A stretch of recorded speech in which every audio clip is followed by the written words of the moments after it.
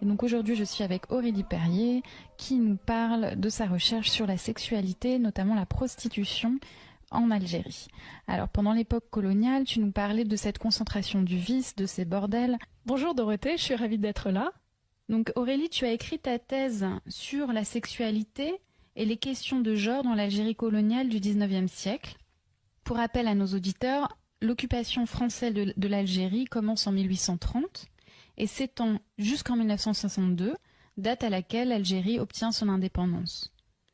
Avant l'occupation française de l'Algérie, l'Algérie était une province de l'Empire ottoman. Parlons aujourd'hui de la prostitution à l'époque coloniale en Algérie.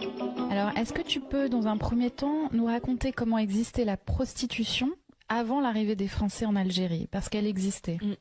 Alors oui, elle existait, mais sous différentes formes. Et c'est vrai que pour bien mettre en lumière les changements qui sont amenés avec la présence française, il faut peut-être parler d'abord de ce qui existait à l'époque ottomane. Donc les prostituées étaient vraiment faisaient partie intégrante de la société et elles n'avaient pas elles ne souffraient pas de stigmatisation. Et c'est quelque chose qui change avec donc l'arrivée des Français en Algérie et notamment si tu peux commencer par nous raconter pourquoi en fait il a fallu pour les autorités coloniales réguler la prostitution dès leur arrivée.